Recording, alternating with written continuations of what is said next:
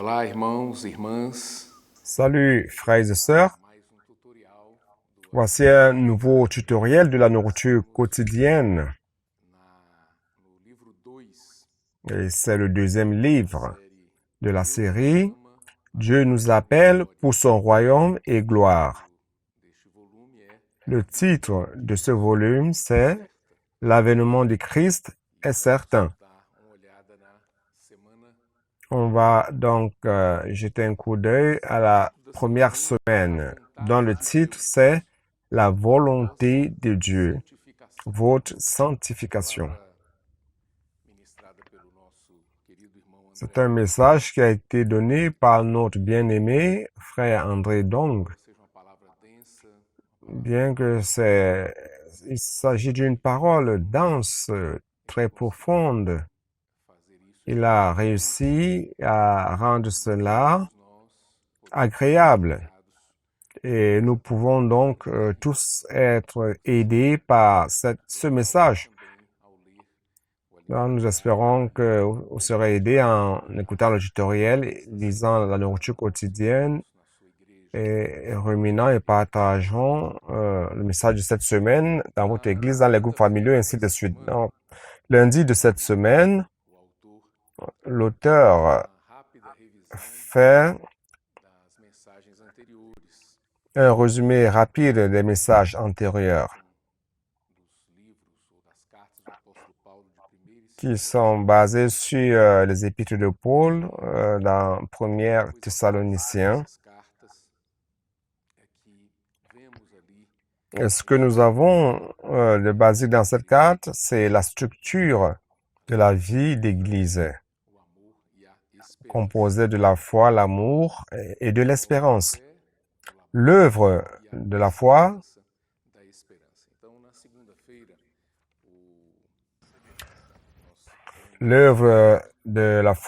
le labeur de l'amour et la persévérance de l'espérance. Donc lundi, nous voyons ce sujet et il est important que nous ruminions cela. Il n'en est jamais de trop de ruminer de la parole. Nous pouvons peut-être estimer qu'on a déjà écouté et que nous connaissons déjà, et à cause de cette attitude, nous manquons de gagner de la lumière de la parole. Le thème du mardi, c'est la sanctification. Et nous entrons donc au chapitre 4 de 1 Thessaloniciens. Paul commence comme ceci.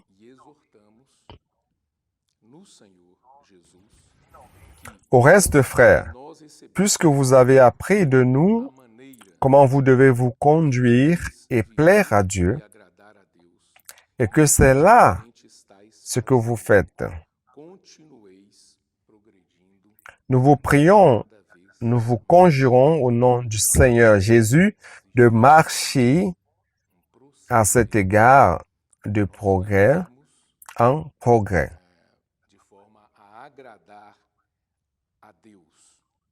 Donc, il existe une manière, un procédé de vie, de manière à plaire à Dieu.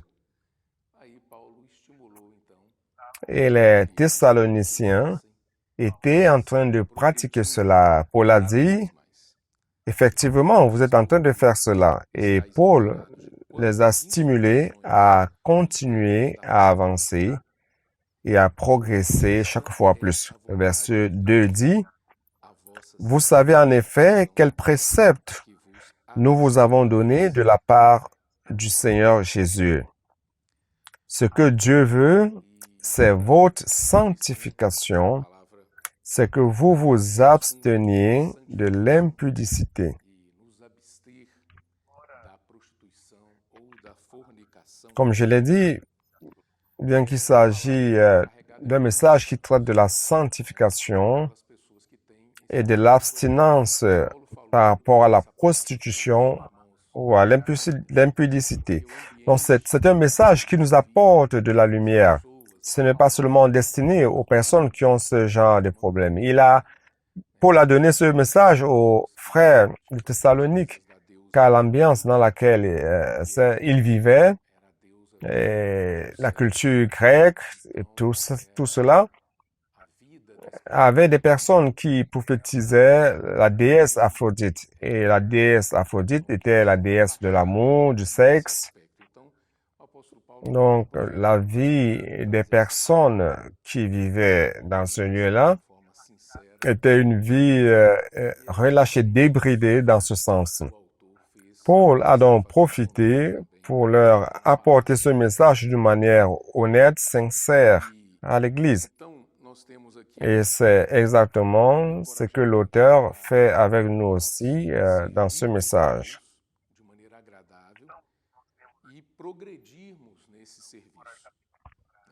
Nous avons donc un encouragement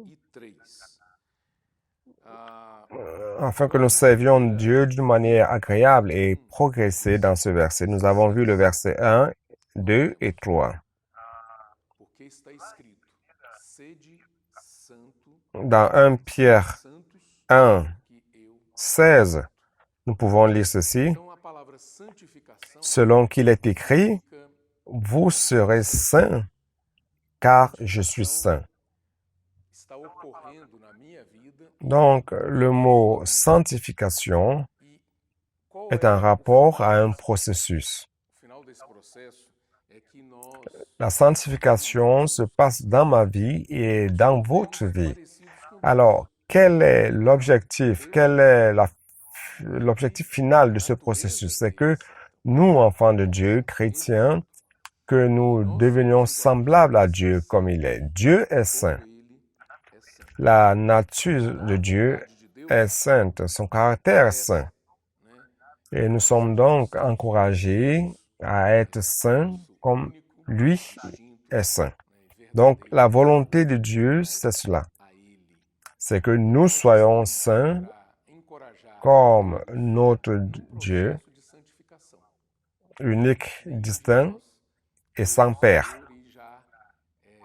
Donc, nous encourageons tout le monde à marcher dans le processus de sanctification.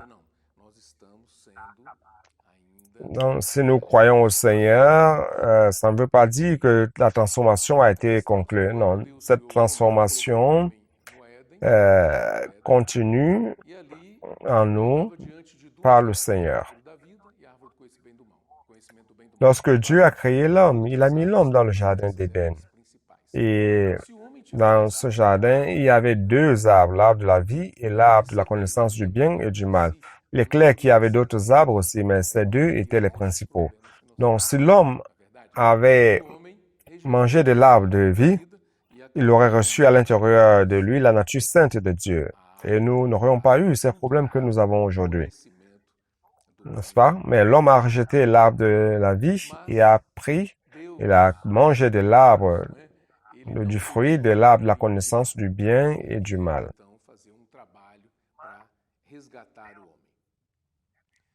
Mais Dieu est Dieu et n'a pas abandonné l'homme. Alors, il est venu faire un travail de secours pour restaurer l'homme. Et nous sommes donc devenus ce groupe de personnes, d'êtres humains, ce groupe qui a reçu cette injection de la nature déchue. Romains 5, 12 dit ceci.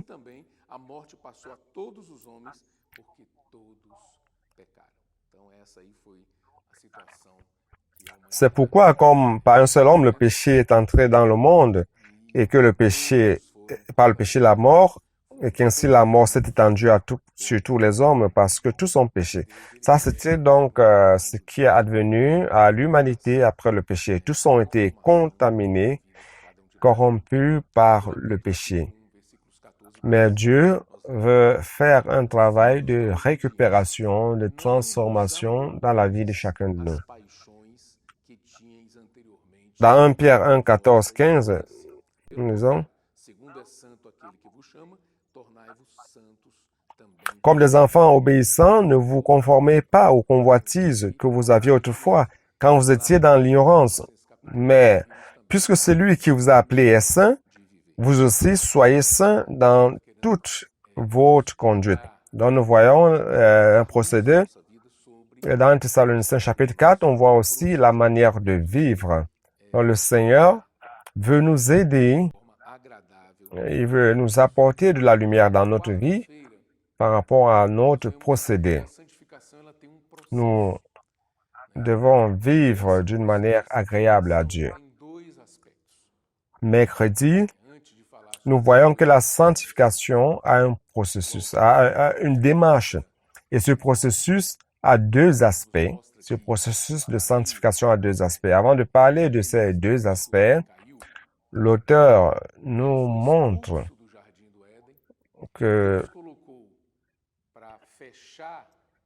qu'en Genèse, lorsque l'homme est tombé, il a été expulsé du jardin et Dieu, pour fermer l'accès au jardin, il a mis un chérubin avec une épée flamboyante et qui tournoyait. Donc, ce passage est très intéressant. Le plus souvent, nous lisons et nous survolons cela. Mais ce passage montre que Dieu a mis des exigences, des prérequis, afin que l'homme puisse retourner dans le jardin, dans sa présence, qui est représentée par l'arbre de vie dans le jardin d'Éden. Alors, quelles étaient ces exigences? Exigences de gloire représentées par le chérubin de justice représentée par l'épée, et de sainteté représentée par le feu. Exigence de justice représentée par l'épée et la sainteté représentée par le feu. L'épée flamboyante. Donc, le feu dans la Bible représente la sainteté de Dieu. Et pour renforcer cela, ce concept, cette compréhension, dans Exode chapitre 3, nous pouvons voir que lorsque Moïse a eu la vision du buisson ardent et qui ne se consumait pas, il y a le feu. On voit qu'il y a le feu.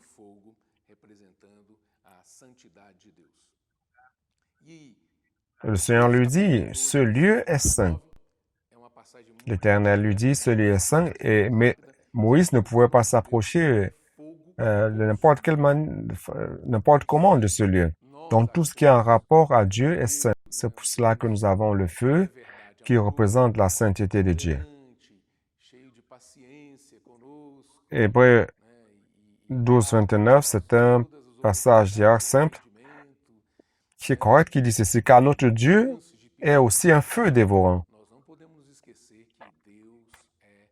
Donc, si nous pensons que Dieu est un Dieu tendre, doux, c'est vrai, plein de patience par rapport à nous, et qui nous apporte, il nous donne toutes les opportunités de repentance,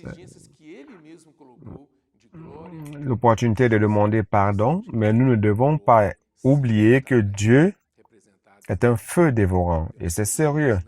Notre Dieu est sérieux. Et il ne va pas faire quelque chose qui contrarie les exigences que lui-même a établies de gloire, de justice et de sainteté pour que l'homme puisse retourner vers lui, représenté par le chérubin avec l'épée flamboyante gardant l'entrée du jardin. Très bien. Donc, ce processus de sanctification a deux aspects. Le premier, c'est l'aspect positionnel et le deuxième, l'aspect dispositionnel. Donc, le premier, c'est d'être dans un lieu et de changer de lieu. Vous êtes dans un lieu et vous êtes transporté dans un autre lieu. C'est ce qui s'est passé dans votre vie et dans la mienne. Une bonne manière de comprendre cela, c'est dans Matthieu 23 qui dit ceci.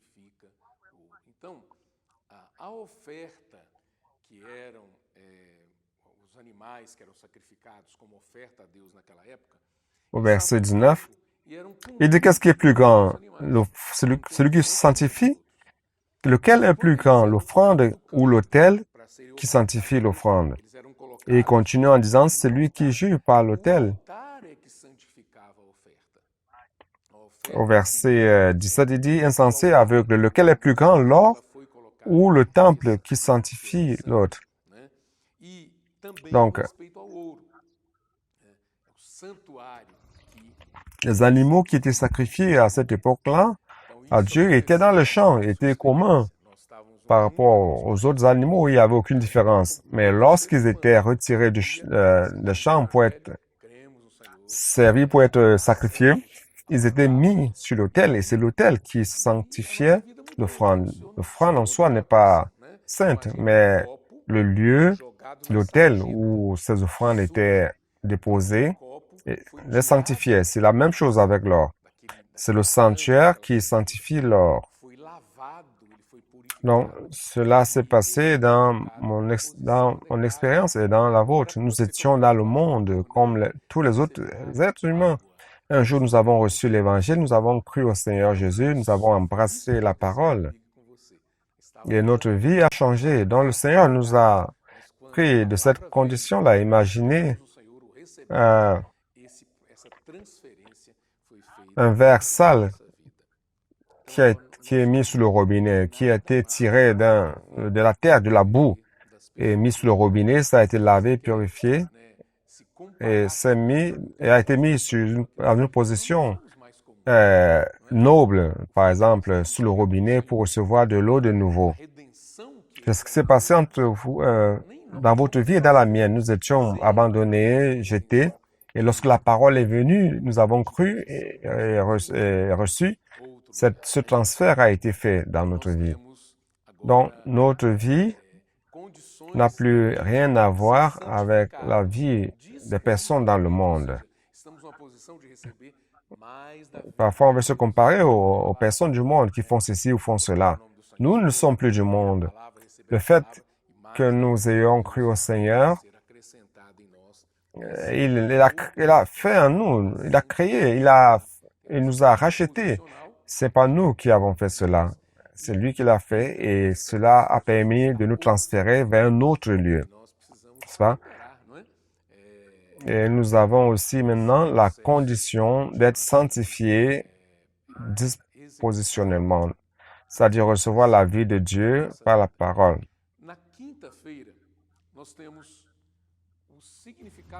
Invoquer le nom du Seigneur, écouter, en recevant la parole du Seigneur, plus de la vie de Dieu sera ajoutée en nous.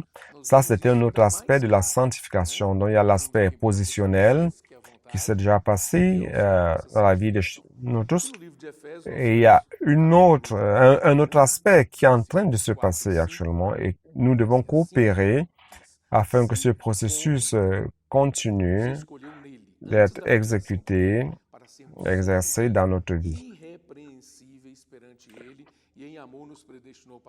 Jeudi, nous avons le sens de la volonté de Dieu. C'est quoi la volonté de Dieu? Nous avons déjà parlé de cela, mais ça vaut la peine de renforcer. Dans le livre d'Éphésiens, nous voyons cela de manière plus claire.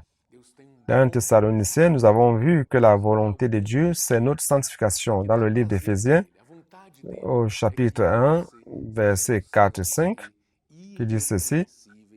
En lui, Dieu nous a élus avant la fondation du monde pour que nous soyons saints et irrépréhensibles devant lui, nous ayant prédestinés dans son amour à être ses enfants d'adoption par Jésus-Christ selon le bon plaisir de sa volonté.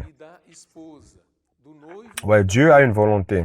Dieu a un bon plaisir. Il a un objectif. Il a quelque chose en lui qui lui donne le plaisir. Sa volonté, c'est que nous soyons saints et irrépréhensibles devant lui. C'est pour cela que nous avons été retirés de la condition dans laquelle nous étions dans le monde. Et maintenant, il y a un travail de purification qui se passe dans notre vie et c'est bien représenté aussi dans le passage dans lequel l'apôtre Paul parle du mari et de l'épouse, de la fiancée et du fiancé. Chapitre 5 de Éphésiens, il dit ceci, au verset 25.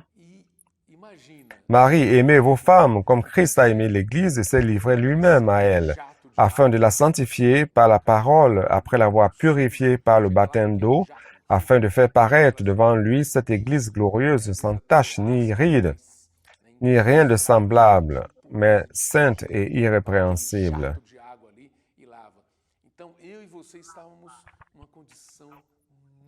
Alors, comment ce lavage se passe en nous? C'est par la parole. Et la parole vient jusqu'à nous comme un jet d'eau.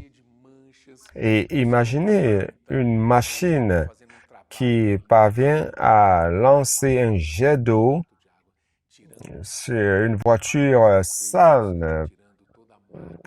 Et vous voyez donc, parfois c'est de la terre incrustée avec un aspect rugueux et vous lancez un jet d'eau sur cette voiture pour laver. Alors nous, comme nous aussi, nous étions dans une condition très précaire. Lorsque le Seigneur nous a appelés, nous étions remplis de rides, d'aspérités, de tâches. Et le Seigneur est venu et il accomplit ce travail dans notre vie comme à travers la parole, comme un jet d'eau, enlevant les aspérités, les défauts, les tâches. Pourquoi? Pour nous présenter à lui-même comme une fiancée, comme une femme revêtie. Donc le Seigneur est en train de préparer chacun d'entre nous. Et cette parole, c'est pour nous montrer que Dieu est en train d'accomplir un travail minutieux dans notre vie. Ce travail de sanctification, c'est un travail que Dieu est en train de faire avec attention, avec beaucoup de tendresse. Ce n'est pas pour qualifier les gens, mais c'est pour encourager les enfants de Dieu. Le monde a sa réalité, mais l'Église se trouve dans une autre position, une autre condition et doit être préparée pour être présentée à Dieu sainte et sans défaut.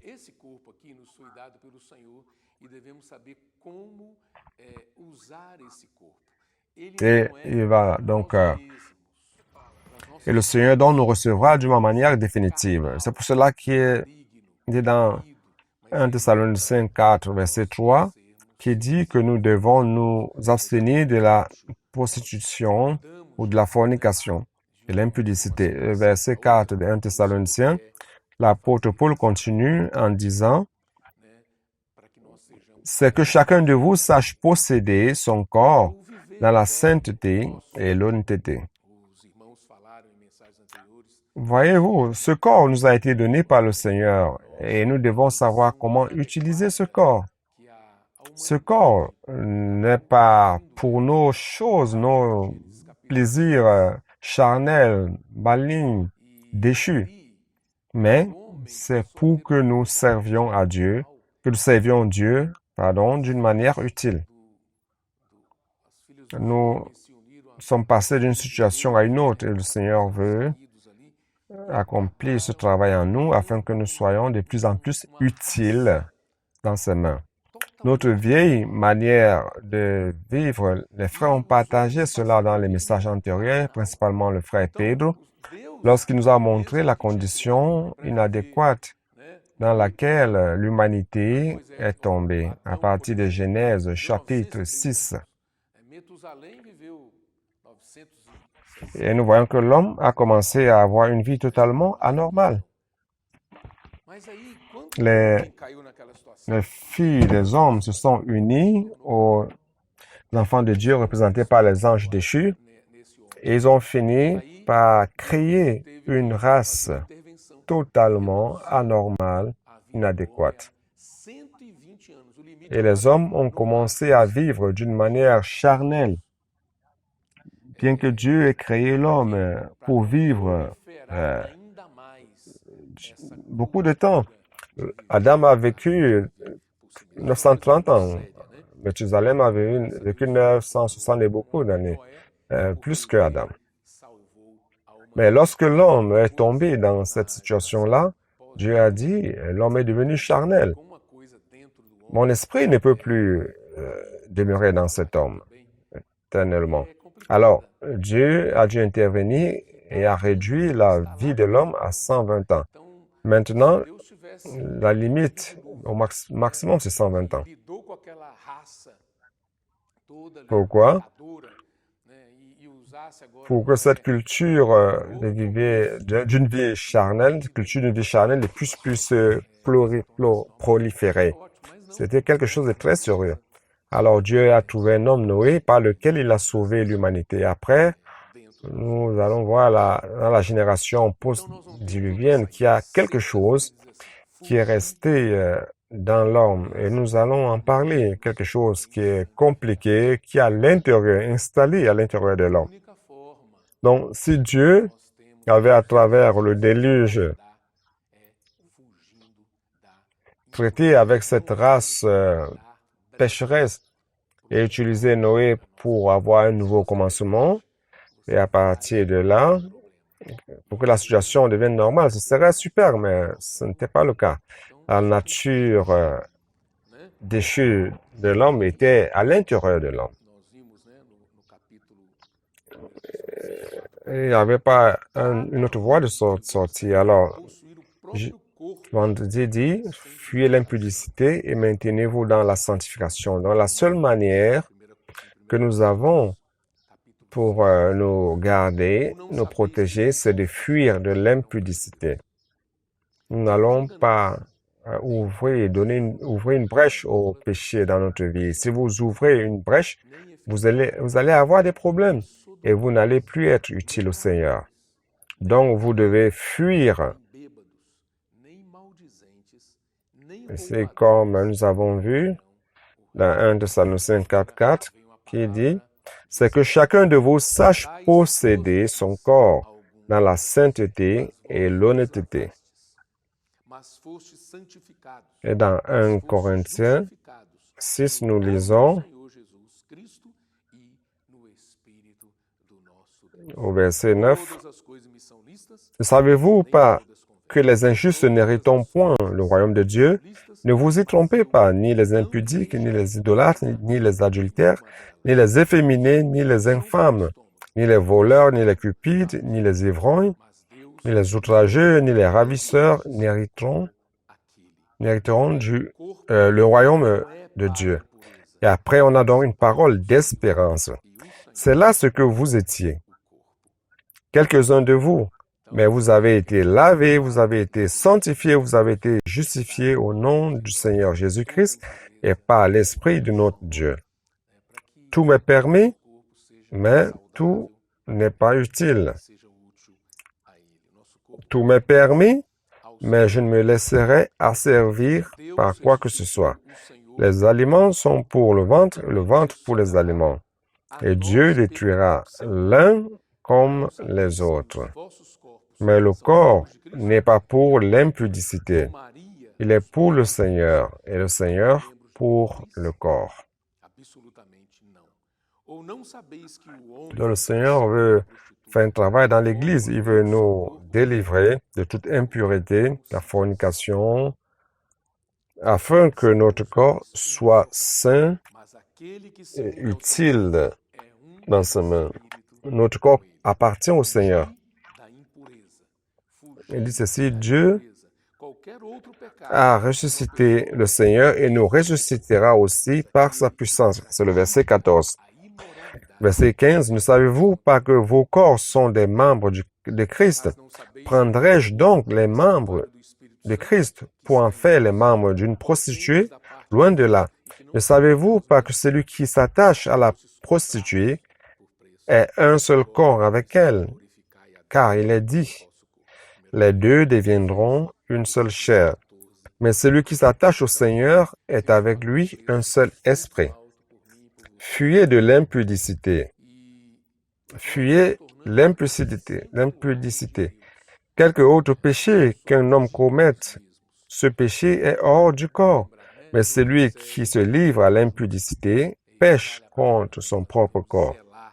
Ne savez-vous pas que votre corps est le temple du Saint-Esprit qui est en vous, que vous avez reçu de Dieu et que vous ne vous appartenez point à vous-même, car vous avez été rachetés à un grand prix. Glorifiez donc Dieu dans votre corps et dans votre esprit qui appartiennent à Dieu. Dans Apocalypse 6 à 20. 1 Corinthiens, chapitre 6, 14 à 20. Dieu nous a rachetés et nous sommes devenus le sanctuaire de Dieu. Et nous ne nous appartenons pas à nous-mêmes. Il est important de rappeler que Dieu est sérieux, Dieu est juste, et il est important que nous soyons vigilants par rapport à notre corps, que nous soyons saints sans avoir la propension à la chair. Je voudrais attirer votre attention sur le fait que le frère André, l'auteur de ce message, il nous a amené en Genèse chapitre 4, verset 7, parlant de Caïn. Il dit ceci: certainement, si tu agis bien, tu relèveras ton visage.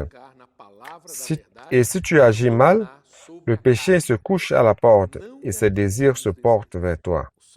Mais toi, domine sur lui.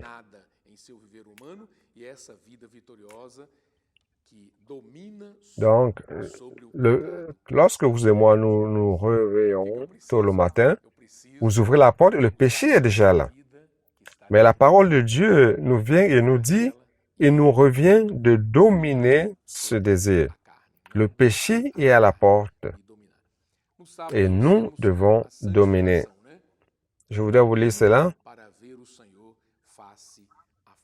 Le péché est à la porte et nous devons être en esprit, nous sanctifier par la parole pour dominer dans la chair. Ne répondons pas à ses désirs. Le Seigneur est victorieux. Il n'a pas péché dans sa vie humaine. Et cette vie victorieuse qui domine le péché est à l'intérieur de nous. Donc, de quoi ai-je besoin?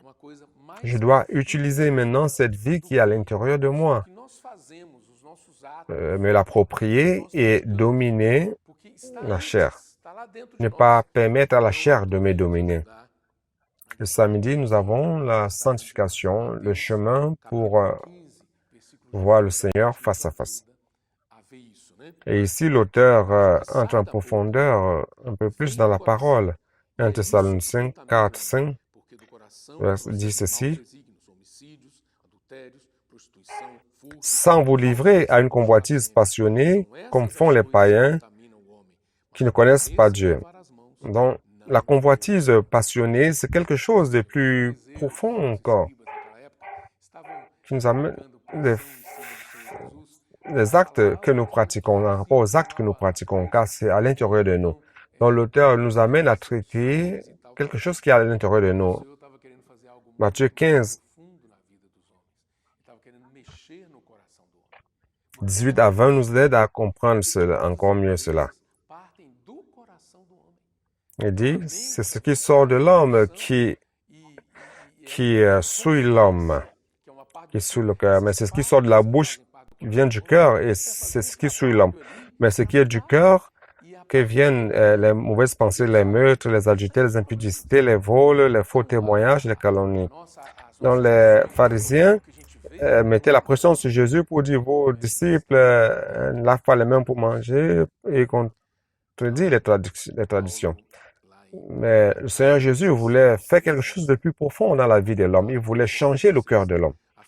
Car toute impureté sort de l'homme. Ça vient de l'homme, du cœur de l'homme. La volonté, émotion, il y a la conscience qui est une partie de l'esprit. Et cette partie, l'âme et la conscience qui fait partie du cœur de l'homme, c'est ce que Dieu, le Seigneur veut changer. Il sait que c'est de là d'où viennent tous les problèmes. Toutes nos actions, tout ce que nous voyons, c'est pas le plus grand problème. Le plus grand problème, c'est ce qui est à l'intérieur de nous. Donc, Paul dans 1 Thessaloniciens 3 dit ceci: il prie pour les Thessaloniciens afin que personne ne fût ébranlé au milieu des tribulations présentes, car vous avez vous-même été destinés à cela. Et lorsque nous étions 13, afin d'affermir vos cœurs pour qu'ils soient irréprochables dans la sainteté devant Dieu, votre Père, lors de l'avènement de notre Seigneur Jésus-Christ avec tous les saints. C'est très profond, frère. J'espère que vous puissiez vous approfondir davantage. Donc, cette parole, aux frères, aux prophètes qui allaient lire, il y a beaucoup de choses. Et donc, 1 Thessaloniciens 4, 6, il dit ceci: et c'est lorsque que personne n'use envers son frère de fraude, de cupidité dans les affaires, parce que le Seigneur tire vengeance de toutes ces choses, comme vous l'avez déjà dit et attesté. Comme nous vous l'avons dit, déjà dit et attesté, Dieu nous appelle vers la sanctification et non l'impureté, verset 7. Et il continue en disant, suivez la sanctification avec tout le monde, avec tous, sans lequel personne ne verra Dieu. Donc, la condition pour voir le Seigneur, c'est la sanctification.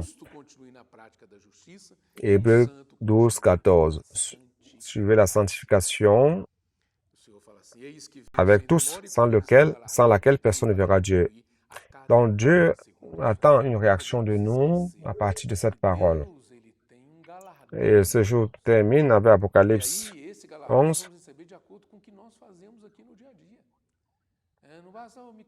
Apocalypse 22, 11.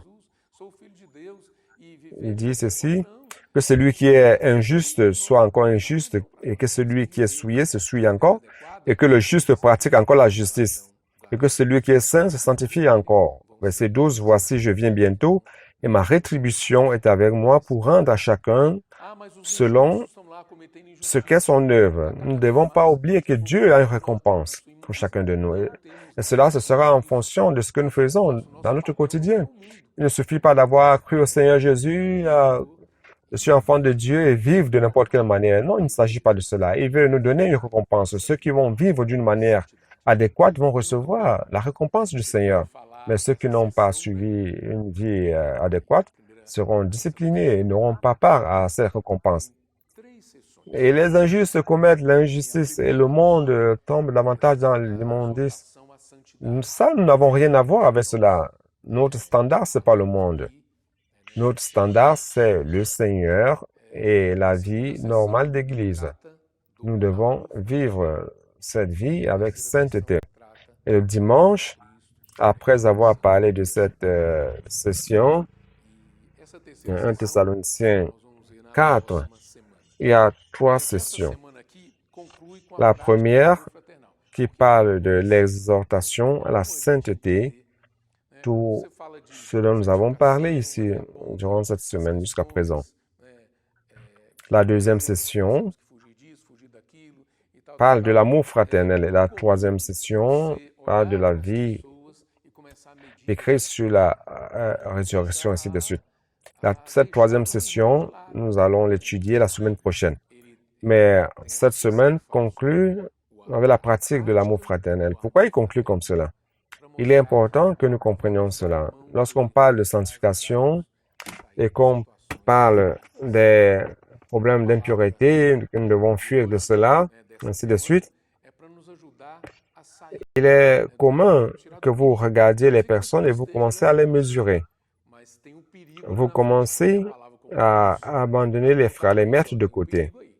Mais ici, cette session parle de la pratique de l'amour fraternel pour montrer que nous devons tendre la main aux frères pour les aider à se sortir des situations dans lesquelles ils se trouvent. Donc, la parole de cette semaine a comme objectif de nous aider à sortir du danger. Peut-être que vous n'êtes pas dans cette situation, mais il y a un danger devant. Et la parole vient comme lumière pour vous montrer, vous dire, il y a un danger là, faites attention. Le Seigneur vous tend la main pour vous enlever de là. Donc, le travail fait cela. Et par rapport aux frères, ça ne peut pas être différent.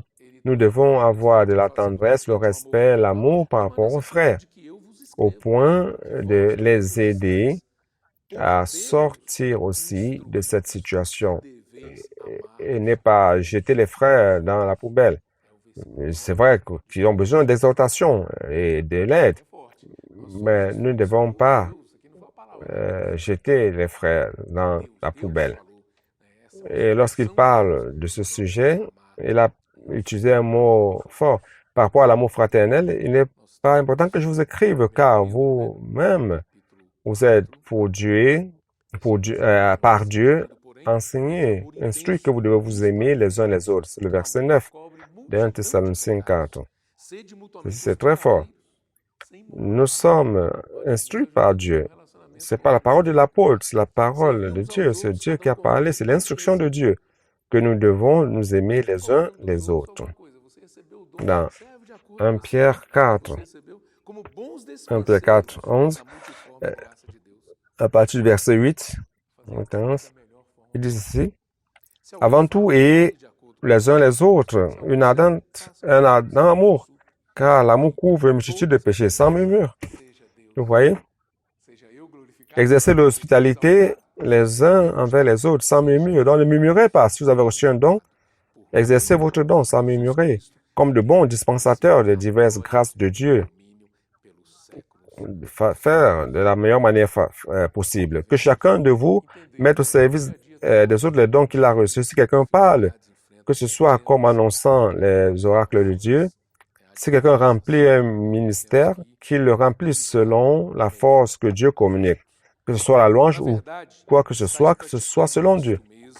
Afin qu'en toute chose, Dieu soit glorifié par Jésus, à qui appartient la gloire et la puissance au siècle des siècles. Amen. Donc, chaque jour, nous savons que les frères ont des difficultés, ont affronté des problèmes divers, mais nous devons prendre soin de manière adéquate les uns des autres. En fait, en pratiquant cela, bien, on va continuer 1 Thessaloniciens 4, 10. Paul a commencé à parler de cela en disant qu'il faut continuer à progresser, avancer. Et ici, il dit aussi cela. 10, il dit, et à mettre votre honneur à vivre tranquille, à vous occuper de vos propres affaires, à travailler de vos mains comme nous vous l'avons recommandé, en sorte que vous vous conduisez honnêtement envers ceux du dehors et que vous n'ayez besoin de personne. Je vais donc conclure ce tutoriel. Et mon désir, c'est que Dieu continue à vous parler. Ça vaut la peine de bien ruminer cette parole et de transmettre aux frères ce message avec tendresse, bien, malgré son poids, sa gravité. On peut transmettre avec douceur, de manière à secourir, à restaurer les frères et illuminer les frères. Vous pouvez vous dire, ce message n'est pas pour moi, je ne vis pas dans le péché. Non, non, non, ce message est pour moi, car je ne peux pas me confier en moi-même dans ce corps ici sur terre. Donc, j'ai besoin de ce message comme lumière chaque jour dans mon quotidien et savoir aussi comment aider les autres, ok? Mais que Dieu vous bénisse.